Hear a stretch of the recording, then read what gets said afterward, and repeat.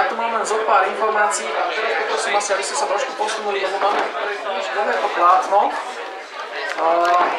Pretože tá téma jazykov a mnohojazyčnosti je zaujímavá, ona sa dá brať aj z toho humorného hľadiska, aj z vážnejšieho. A zrejme poznáte to prvé známe komenského príslovie, koľko jazykov vieš, toľkokrát si človekom. Čo je samozrejme pravda a je to dôležité a v podstate sú ľudia, ktorí tú mnohojazyčnosť podporujú a možno jedni z mála, ktorí za ňu naozaj reálne bojujú v súčasnosti v EU. Pridal som ale ešte jeden citát, neviem od koho je, nepamätám si teraz meno, a čo je to taká zaujímavá vec, že čo má jazyk za úlohu, to jazyky kazie. A to je vec, ktorá v podstate súvisí s tým, že pomohol som si Wikipédiou, základné funkcie jazyka sú minimálne tieto, a to je tá práve prvá, o ktorej bol ten citát, že dorozumievacia, komunikatívna. A práve to je vlastne akoby ten problém mnohojazyčnosti, že ako náhle máme 2-3 jazyky a nemáme spoločný, tak si môžeme nerozumieť a vďaka tomu vznikajú rôzne konflikty vo svete, alebo aj dokonca v susedstve a podobne. No a toto sú ostatné poznávacia, estetická, reprezentatívna. Veľakrát chceme len reprezentatívne ukázať, že sme, neviem čo, Slováci, Poliaci a podobne. Toto už je z českej Wikipédie, trošku dlhšia definícia, ale to najdôležitejšie je, že jazyk môže byť rôznym spôsobom definovaný a prvá definícia z Wikipédie je, že to je hlavný dorozumievací prostriedok medzi ľuďmi. Čo dúfam, že teda všetci súhlasíme. No a ako je tu spomenuté, tak existuje v súčasnosti zhruba 7000 jazykov na svete.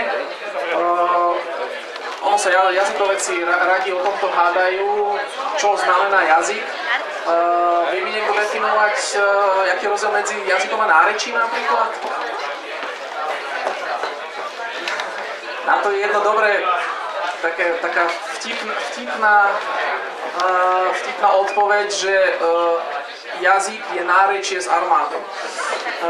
Ako náhle za vami stojí veľmoc alebo moc, tak si môžete povedať, toto je náš štátny jazyk a my teraz hovoríme zvlášť jazykom. A to je momentálne aj v podstate to, čo sa deje v Chorvátsku. Zrazu už neexistuje srbochorváčtina, momentálne už je srbština a chorváčtina, aj keď v podstate 99% to bol akoby ten istý jazyk pôvodom. A teraz vymýšľajú jazykovedci, aj srbský, aj chorvátsky, nové slová, ktoré ak náročky, aby boli iné, napríklad helikoptéra sa, strašne smiešné slovo je to, len som ho zabudol, v chorváčtine, aby nemali rovnaké slova ako tí druhí, aby sa odlíšili od tých. Takže toto je vlastne jedna z tých funkcií, že jazyk aj má takú tú identifikačnú funkciu. A práve o tom je viac menej tá Európa, tá mnohojazyčnosť v nej. To motto Európskej únie, ak teda možno, že všetci viete, jednota v rozmanitosti alebo spojení v rozmanitosti, je otázne, nakoľko je to realita versus utopia, nakoľko sme jednotní a nakoľko sme rozmanití a či ten súčasný stav teda je naozaj vyhovujúci, či vyhovuje všetkým, alebo len niektorým, alebo bol nejak pod tlakom vytvorený. Pretože je zaujímavé, a to sa deje viac menej aj v Európe momentálne, ale na svete je to teda serióznejšie v iných krajinách, kde tie jazyky sú menšie a je ich veľa. Existujú zhruba 6 až 7 tisíc. Do konca tohto storočia sú odhady rôzne od OSN, od rôznych vedeckých inštitúcií, že ich vymrie okolo polovice. Čiže koncom 2100 budeme mať možno 3000 jazykov z nich. Tomu sa zvenuje špeciálna odnož jazykovedí, tzv. Jazyková ekológia, ktorá práve sa zaoberá témami ako ochrana viac menej vymierajúcich jazykov, keď máte v nejakom kmeni poslednú matku, ktorá rozpráva nejakým jazykom alebo posledných 20-30 ľudí. A takýchto jazykov je veľmi veľa.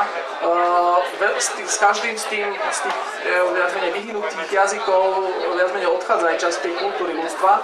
Takisto ako so živočíšnymi druhmi viac menej odchádza časť toho bohatstva tej planéty. Čo je viac menej možno potešujúce a jedna z možných záchran alebo na zvrátenie tohto stavu je v podstate to využívanie moderných technológií, tzv. Informačné komunikačné technológie. V súčasnosti sú rôzne projekty, Google financuje niekoľkými miliónmi dolárov projekty na záchranu, zachovávanie, mapovanie rôznych ohrozených jazykov, filmujú sa ľudia, ktorí ešte tými jazykmi hovoria, mapujú sa abecedy, písma, nahrávajú sa rôzne nahrávky ľudí, ktorí sú možno poslední z hovoriacich. veľakrát v tých jazykoch napríklad existujú jediné, dajme tomu, recepty na niečo, hej. Teoreticky možno na rakovinu, len o nich nevieme, pretože sú niekde v amazonskom pralese a je to 35 ľudí, ktorí niečím rozpráva. Možno vedia veľmi dobré medicínske alebo rôzne iné recepty na niečo, čo by nám mohlo uľahčiť život na tejto planete. No a vďaka alebo kvôli takýmto veciam sa snaží časť populácie, medzi nimi aj my, v našom občianskom združení uľahčovať učenie sa cudzích jazykov, dávať ho prístupnejšie ľuďom na celom svete, pretože tie technológie podľa nás sú aj na to. V súčasnosti je trošku taký žalostný stav, že my máme veľmi dobré technológie, len ako si nevieme, čo s nimi. Takmer každé dieťa má mobil, každé dieťa má tablet pomaly už, každé dieťa má počítač, ale obsah tých počítačov, čiže my máme hardware, ale už ten software je trošku inom, my máme školy a na nich máme, máme tablety a plátna, ale nemáme tým deckám čo premietnúť, nemáme nejaký zaujímavý obsah, je toho dosť málo. No a toto sme si my povedali v roku 2005, že to chceme zmeniť a začali sme pracovať na rôznych projektoch.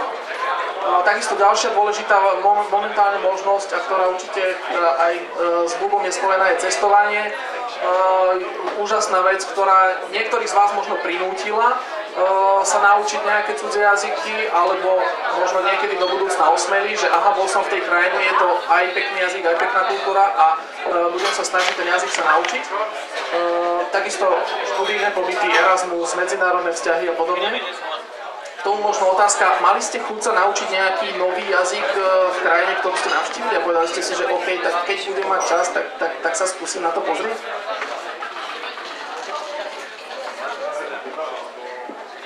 Tak pre mňa je to tajčina. Tým, že teraz veľa času trávim práve v juhovýchodnej Ázii, tak ono je to taký veľmi vtipný jazyk a taký jemný jazyk a možno keď budem mať chvíľku čas, tak sa do toho pustím, ale sme tak vyťažení v poslednej dobe, že nemáme čas na nejaké nové jazyky, ale určite to tajčina tu. Pre mňa je to pravdepodobne islandčina. Veľa chodím na Island a milujem islandčinu. To je tak úžasný, autentický, nádherný jazyk. Proste, keď tam prišli norskí vikingovia, tak oni fakt tým jazykom ešte stále rozprávajú. Proste to sa tak izolovane vyvíjalo, že máte pocit, že oni na všetko majú všetko také spevavé, nádherné, proste staronorčina, fakt, že nádherný jazyk. Takže to určite by som chcela niekedy sa naučiť, takže by som tomu rozumela poriadne, ale takto teraz ako človek, ktorý ovláda nejaké škandinávské jazyky, tak aj tú islandčinu rozumie občas, ale tak keď čítam, niečo porozumiem, ale chcela by som to vedieť tak poriadne. Preruším, mal som to pripravené ako otázočku do kvízu, ale keďže tu priamo toto prišlo, tak ak chcete počuť, ako znie islandština, minulý rok som bol zhodou okolností na celosvetovom kongrese Esperanta na Islande a toto bolo jedno z CD-čiek, ktoré som si doniesol, keďže takisto zbieram rôznu muziku. Takže tak to znie islandština.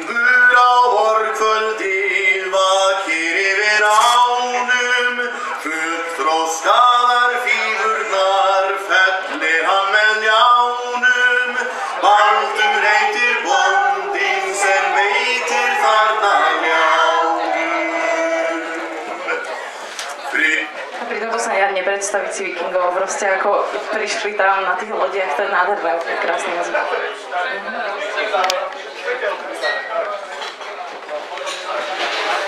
No a ešte jednu tému tu máme, aby som ju rád odprezentoval, takou malou takisto súťažnou otázkou, alebo takou nesúťažnou. Viete mi povedať, aký jazyk je toto?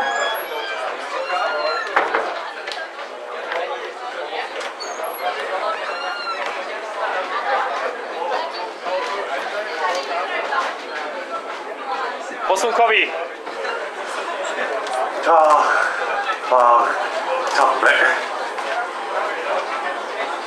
Dan mutlek van de kennis. Kuva, jablaksan vatsa, putje sekni. Pal sengbik ahe suhme nukme sukni. Et suhmo ringmukni.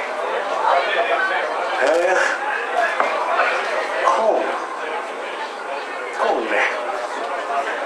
It's konvi tek oi wasani dal ejectiones po portas ringo maketan yin mergogne. Počúvali ste v klingonštine Hamlet. V klingonštine Hamlet, nech sa páči ešte pár sekúnd.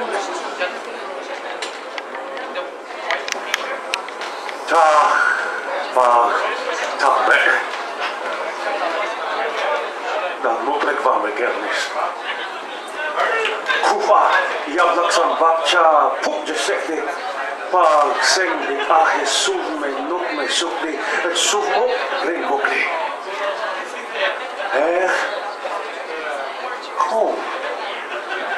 Konne. Et konvi tek oi wasani dal ejectiones.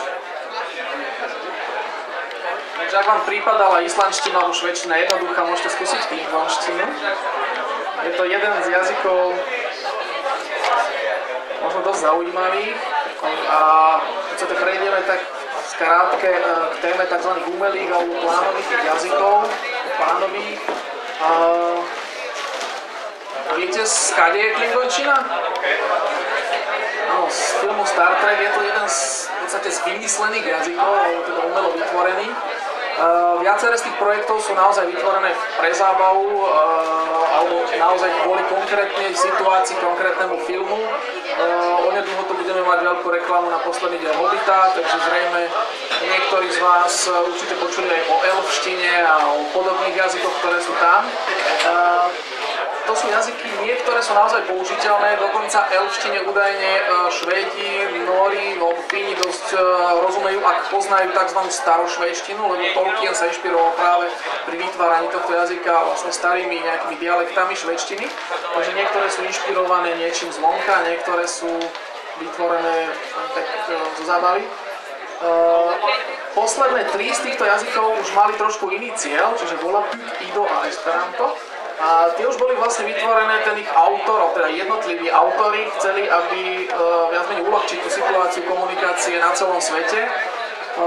Bolo to v dobe, kedy tá angličtina ešte nebola tak profanovaná, pred nejakými 150 rokmi.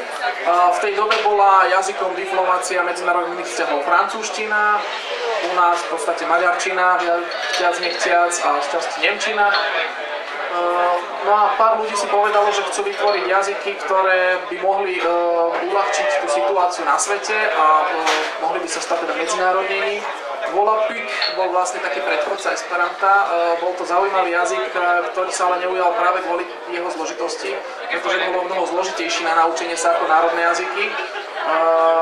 Volapük znamená vlastne svetový jazyk. Pík akože z angličtiny speak, ale vychádzal z toho, že všetky slovíčka musia byť krátke, čiže jedno dvojslavičné a práve kvôli tomu to bol taký guláš, že sa to nedalo naučiť. Takže tá komunita tých užívateľov hovoriacich nebola až príliš veľká. To Esperanto už malo trošku zaujímavejší priebeh a bol, dajme tomu, úspešnejšie práve kvôli tomu, čo sme spomenuli. Je ľahko naučiteľné, neutrálne. Autor vlastne vytvoril možno jeden z prvých otvorených licencií. Neexistovalo Creative Commons a podobné materiály, ale on viac menej ten svoj výtvor dal pod voľnou licenciou, to znamená, že hocikto zriekol sa autorských práv a hocikto tento jazyk mohol používať a naučiť sa ho a šíriť ho ďalej. A vďaka tomu a vďaka tej viac menej tomu rozširovaniu sa technickej revolúcie v roku 1900, koncom 19. storočia, začiatkom 20. bol taký boom tohto jazyka. Potom samozrejme, čo čer nechcel, prvá svetová vojna, druhá svetová vojna, následne studená vojna. Počas druhej svetovej vojny bolo zaujímavé, že hovoriacich týmto jazykov prenasledoval ako Hitler, tak aj Stalin. Z rôznych dôvodov obidvaja, ale obidvaja ich radi zabíjali. Dokonca viac menej všetci potomkovia, okrem jedného tvorcu Esperanta Zamenhofa, skončili v koncentračných táboroch, pretože boli Židia. Dokonca Esperanto sa spomína v Mein Kampf, Hitler ho tam dvakrát spomína ako jazyk Židov na ovládnutie sveta a podobne. Zrejme bol ďaleko od pravdy, keďže momentálne zrejme prešli na angličtinu. Stalin zasa bol proti tomu, lebo to boli internacionalisti a ľudia hovoriaci o miery a spolupráci na celom svete. Čo bolo zaujímavé, tak Tolstoj bol jeden z veľkých propagátorov Esperanta v Rusku.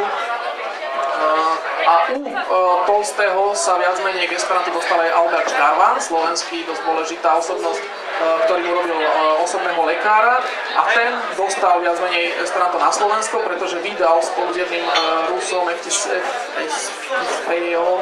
v roku 1907 prvú učebnicu Esperanta pre Slovákov. Čiže v roku 2007 sa slávilo akoby 100. výročie príchodu Esperanta na Slovensko. Toto je ale k téme umelých klanujúcich jazykov. Ja tu mám následne zo pár projektov našej organizácie, ktoré sme vytvorili. Ak niekto z vás bude chcieť, väčšina z tých materiálov sú aj na tom stolíku, ktorý je za vami. Môžete si po prezentácii kľudne zobrať, len v skratke informácia. Lingvo.info je prvý momentálne veľký web, ktorý sme spustili pred týždňom. Je to stránka, aj ten názov, teda hej, Lingvo je viac menej z Esperanta, rovnako, že informácie o jazykoch. Nájdete tu, čo je zaujímavé, tak v podstate všetky naše projekty sú mnohojazyčné, momentálne to sú v 16 alebo 15 jazykoch tá stránka, budú pribúdať ďalšie. A nájdete tu rôzne informácie o jazykoch, ale aj jazykovede, ale podané tzv. Príťažlivým štýlom. Nájdete tu informácie o jazykovede, o jednotlivých jazykoch sveta. Môžete si nájsť, aké je napríklad najdlhšie slovenské slovo. Vie mi niekto povedať, okrem zamestnancov jazykovedného ústavu Ludovita Štúra? Vie niekto? Ten, kto vie, dostane bezplatný prístup na túto internetovú stránku, keďže všetky naše stránky sú bezplatné. Takže tuto nájdete rôzne informácie a okrem iného nájdete aj, že najneskomercionalizovávateľnejšieho je najdlhšie slovenské slovo.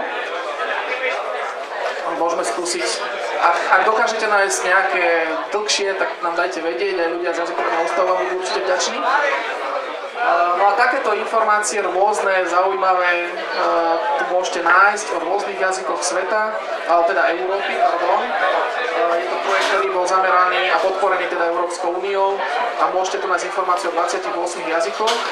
A keď už tu bola reč napríklad o tej litovčine alebo maďarčine, a v litovčine som strávil pár mesiacov, takže viem, čo to je. Je to veľmi zaujímavý naozaj jazyk a bohužiaľ ja ho volám tak trošku škaredo, že pre mňa sú to že jazyky za trest. Že keď sa ho máte učiť, že to je naozaj ako niečo, čo človek neprivíta, ak teda nie je jazykovedec. Takže napríklad, ak dokážete toto aspoň vysloviť,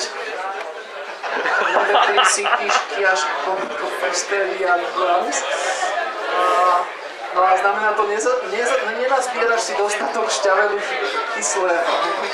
Takže aj toto sa dá povedať jedným slovom. Ale sú tu rôzne zaujímavé informácie o rôznych jazykoch sveta, teda Európy. Hlavne aj krátka informácia o histórii, ako tie jazyky vznikali, kde majú pôvod. Napríklad o litovčine zaujímavé, to málo kto vie, že je akoby najpôvodnejšia, najbližšia k sanskrtu a vlastne k indoeurópskym jazykom. Že z tých, ktoré prichádzali, keď sa to teda delilo z tej Indie, tak vlastne majú najviac akoby najbližšie práve k tomu sanskrtu a k tej Indii. Takže budeme radi, ak sa na stránku pozriete. Na to bola vytvorená. Našim cieľom bolo priblížiť jazyky únie, ale aj jazykovedu populárno-naučnou formou.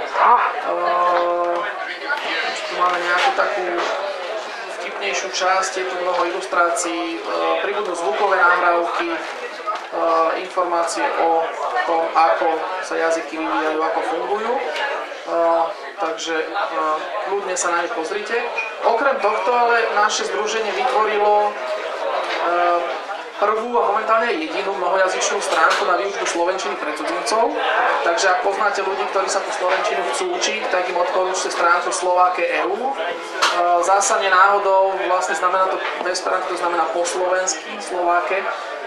Keďže by sme nenašli nejaký dobrý ekvivalent na krátku stránku, tak sme nazvali Slováke.eu. Tí z vás, ktorí sa potrebujú zlepšiť dokonali v nemčine, deutsch.info, ktorí ktorí sa zlepšujú v španielčine espa2.eu, v podstate taká komerčná španielčina. Speaklearn bude aplikácia, o 2-3 týždne sa bude spúšťať, zaujímavá možno práve pre Erasmus študentov, na ktorej participujeme, je tam 15 partnerov, bude v nej 20 jazykov Európskej únie.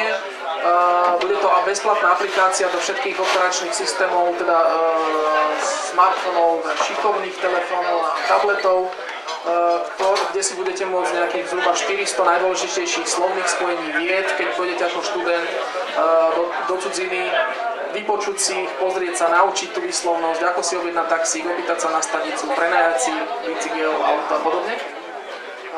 Ďalšia stránka v Lufte Česky, internetová stránka pre češtinu. Na nej sa od budúceho roka budete môcť zlepšiť, zdokonaliť v češtine, čo je veľmi zaujímavé a čo som si neuvedomoval, keď sme tento projekt podávali s Masarykovou univerzitou. Veľmi veľa Slovákov ide študovať do Brna, ale momentálne už sú povinné príjmačky z českého jazyka a veľa ľudí, ktorí nemajú problém s hociakými inými príjmačkami, majú najväčší problém spraviť testy z češtiny, pretože my si myslíme, že ten jazyk ovládame, ale ono ide pasívna znalosť a iné ten jazyk naozaj vedieť. No a to spomenuté Esperanto sa môžete naučiť na lernu.net, bol to náš prvý web na výučbu cudzích jazykov, momentálne v 35 jazykoch, vyše 170 000 registrovaných užívateľov, takže ak sa chcete pozrieť aj na tento jazyk. No a čo je zaujímavé, tak to už sme tu spomenuli, niektoré jazyky sú vytvárané ako hobby, ako zaujímavosť, Tokipona. Kto z vás už počul o jazyku Tokipona? Dobre, takže znova esperantisti. Nie náhodou, pretože tento jazyk vymyslel esperantista. Je to taká jazyková hračka. Je to jazyk, ktorý obsahuje koľko? 130, 128 slov, ktoré vlastne akože podchytávajú také tie najdôležitejšie oblasti života a viac menej je to taký jazykový, dajme tomu taká hračka. To je jazyk, ktorý sa dá naučiť údajne počas jedného daždivého popoludňa. Dá sa s ním vyjadriť všeličo, nie vždy si budete rozumieť s tým druhým človekom, pretože napríklad všetky tekutiny na nej existuje jedno slovo, logicky, keď je iba 130 slov, takže nie vždy viete, či sa rozprávate o pive alebo o vode. Ale je to zasa taká zaujímavosť z toho hľadiska ľudí, ktorí sa venujú jazykom, sú náruživí, radi sa učia jazyky, že si povedia, OK, tak idem vymyslieť nejaký nový jazyk. Takíto ľudia existujú, niektorí to robia zo zábavy, niektorí to robia z nejakého ideologického hľadiska.